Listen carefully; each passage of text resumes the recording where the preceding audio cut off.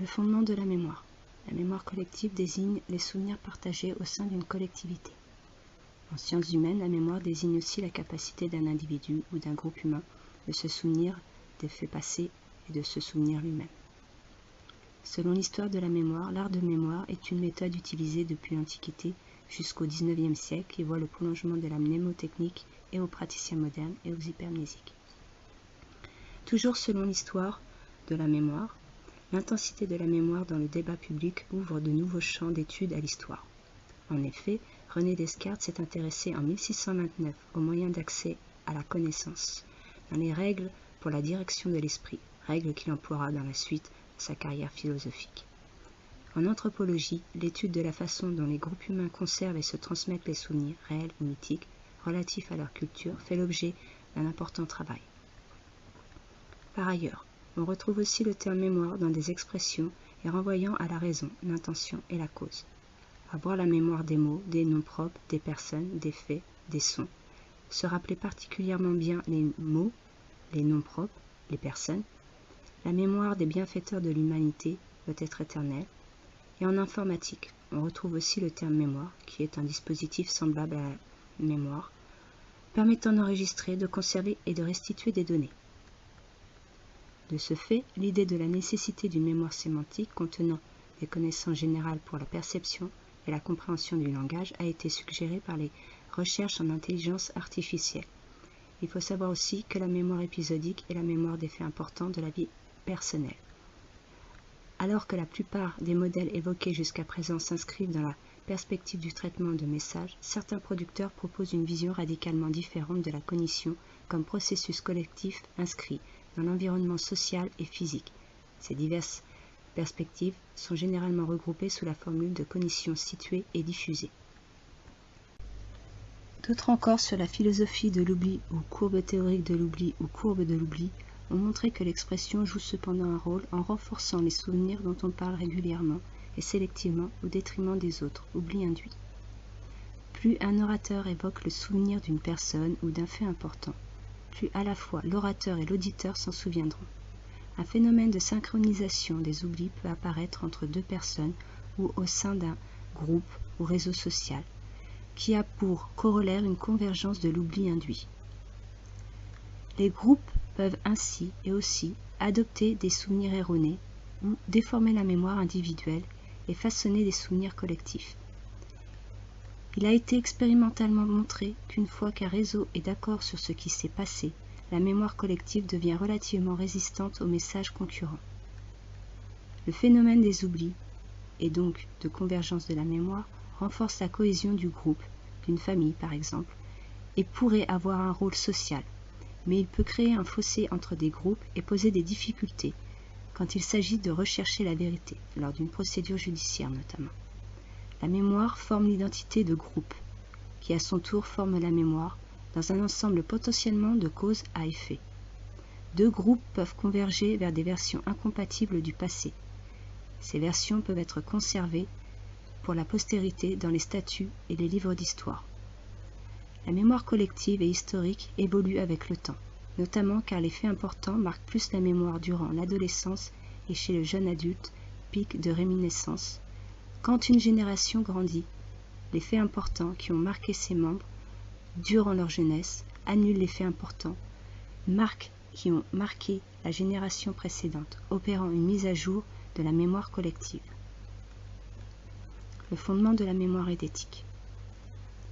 Notons que pour la mémoire édétique, l'intensité du souvenir dépendrait de plusieurs facteurs, tels que la durée et la fréquence de l'exposition au stimulus, l'observation consciente, la pertinence de la personne, et d'autres encore.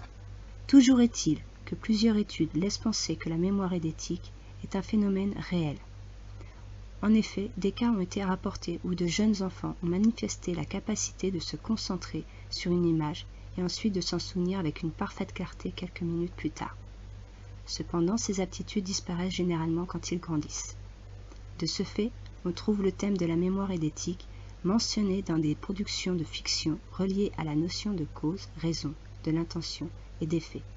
Sherlock, dans Sherlock, série britannique. De plus, En 1925, le terme édétique de la mémoire édétique se traduit en allemand édestix. En grec ancien, édétikos, rationnel, visible par la raison, la pensée, dérivé de édo, voir. D'ailleurs, il faut savoir que tout individu possède un fond édétique, c'est-à-dire une essence que d'autres individus réels ou possibles possèdent. Le fondement de la mémoire absolue. On trouve des termes renvoyant à l'absolu reliés à la notion d'effet. Impérieux, entier, total sans exception. On trouve des mots, des expressions, parfois même artistiques renvoyant à la raison et aux intentions de l'être humain en relation avec l'absolu et la cause de l'absolu. Il y a peu de vérité absolue. C'est le calme absolu. Dans « il mange bien, il boit bien », mange et boit sont d'un emploi absolu. Collectivité ayant pour visée le renouveau du genre. D'ailleurs, notons aussi que substantivé, le mot devient le concept central du romantisme. Dans une première approche, l'absolu apparaît négativement comme un concept vide ou contradictoire, échappant à toute définition, ainsi que son indétermination le suggère. Toutefois, le Moyen-Âge a réintroduit cette épithète d'absolu en renversant positivement le sens. Ainsi comprise, l'absoluité va caractériser le sublime, l'admirable, qui faisant œuvre de philosophie, en reprenant en son sein toutes les déterminations métaphysiques de l'être, l'identifie à l'être absolu, c'est-à-dire l'être de ce qui subsiste par soi, et même l'être subsistant par soi. Tous les philosophes appartenant au romantisme reprendront en l'adaptant cette thématique, affirmant l'absolu esprit ou mot absolu va consister en un processus dialectique de négation infinie qui porte en lui tout ce qui lui est autre, le fini, le déterminé, le différencié. De ce fait, comme nous l'avons déjà abordé, on peut évoquer des absolus ontologiques, la substance, le système, l'un, c'est-à-dire l'absolu envisagé comme principe premier dont toute chose dérive, mais aussi moraux, bien absolu, mal absolu, devoir absolu, esthétique, beau absolu, épistémique, vérité absolue, erreur absolue. Le mot absolu paraît en français vers 1100 avec le sens latin de sublime. De plus, en 1628, dans l'absolu méthodologique de Descartes, le cas de l'universel est plus absolu que le particulier, puisqu'il possède une nature plus simple, mais on peut le dire plus relative que ce dernier, puisque son existence dépend des individus. De même, certaines choses peuvent être parfois plus absolues que d'autres, sans être encore les plus absolues de toutes. Par exemple, au regard des individus, l'espèce est quelque chose d'absolu. De ce fait, comme nous l'avons déjà abordé, d'après des études menées sur l'absolu phénoménologique, l'a priori du temps débouche sur l'idée d'une conscience absolue, ayant sa propre temporalité absolument indépendante de la temporalité objective. De plus, pour Kant, le devoir est un absolu. Kant introduit la notion d'impératif catégorique. Catégorique signifie absolu. Il demande d'agir de telle ou telle façon, indépendamment des circonstances et des agents moraux. Selon Kant, le mot d'absolu désigne ce qui est considéré en soi et possède donc une valeur intrinsèque, mais aussi ce qui est valable sous tous les rapports, d'une manière illimitée. D'ailleurs, dans le Parménide, Platon admet d'abord l'un absolu au sens de séparé et un sublime suprême ou élevé, à toute distinction et attribution, au point qu'on ne peut pas même dire qu'il existe. Ensuite, il pose l'un absolu au sens de total, un qui est pure multiplicité. Finalement, il semble admettre un multiple, un principe qui est unité de multiplicité. Selon des études, il semblerait qu'il est enseigné en Inde qu'il existe une intelligence universelle à laquelle tous les hommes participent, que cette intelligence est immortelle et que les âmes particulières sont altérables. D'ailleurs, dans la pensée du romantisme, l'absolu en soi joue toujours le rôle de fondement. L'absolu qualifie aussi l'être lui-même, celui qui subsiste par soi et à qui tous les autres doivent d'être, constitué positivement par opposition aux êtres dépendants. Dans cette vision, il reste inscrit dans une relation avec quelque chose d'autre que soi-même. Avec la philosophie romantique de la fin du XVIIIe siècle et du début du XIXe siècle, certains philosophes remarquent qu'on entre dans une toute autre conception. Avec ce concept, les penseurs du romantisme ont l'ambition de couvrir une totalité, que ce soit l'être total avec le mot absolu ou le savoir absolu. Et la philosophie positive part de l'absolu, elle chemine à travers les êtres, les essences existantes, et au terme de la descente, elle reconnaîtra l'absolu qui est à l'origine de sa déduction. De ce fait, selon certains philosophes, la première condition pour exercer l'intuition intellectuelle consiste à se libérer de l'attitude et de la démarche quotidienne où l'on se borne à prendre connaissance des choses. En Inde, on peut trouver une traduction de l'intuition dans le Rig Veda, s'appuyant sur l'hindouisme ancien, la Rivamsha, poème, et l'Anushasana Parva, livre d'instruction du Mahabharata, qui récuse en raillant le formalisme vide dans lequel se complaît l'ironie, en parlant du protecteur des vaches, ou de nuit des vaches noires, ou de Gaumata. Pour les hindous, l'absolu est essentiellement sujet à déterminer les résultats, l'absolu étant bout de course du processus et non pas illumination originaire.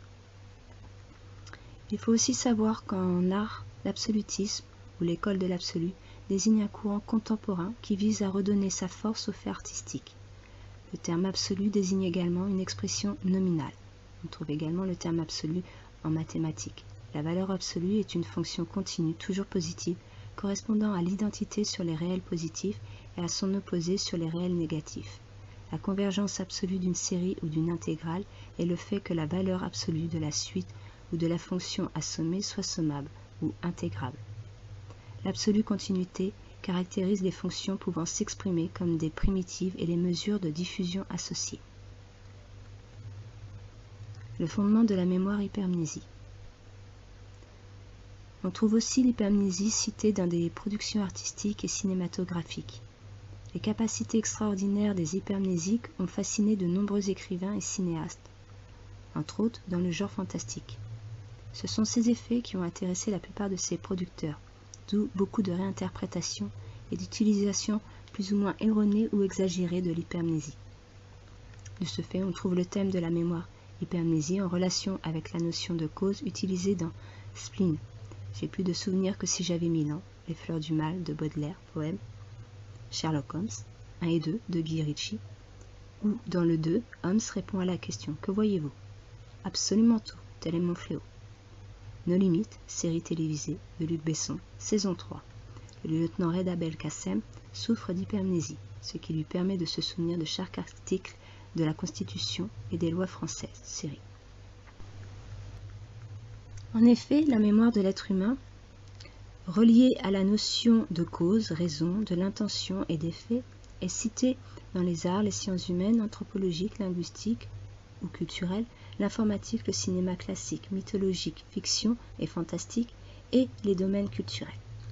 Elle se transmet par le biais d'études, de productions artistiques et cinématographiques réalisées par des chercheurs et des producteurs reconnus.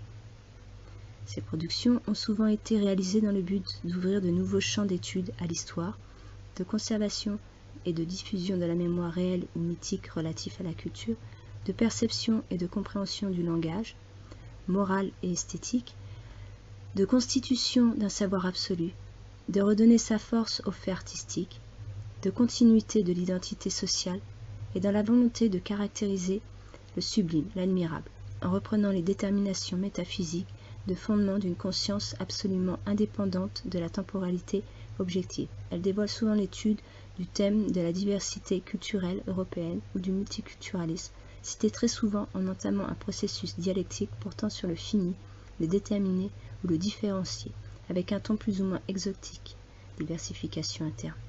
Intéressé aux moyens d'accès à la connaissance et s'inscrivant dans une relation avec quelque chose d'autre que soi-même, afin de former une mémoire collective d'effets importants, de façonner un oubli induit, de caractériser le sublime, d'entamer un processus dialectique portant sur le fini, le déterminé ou le différencié, de s'inscrire dans une relation avec quelque chose d'autre que soi-même.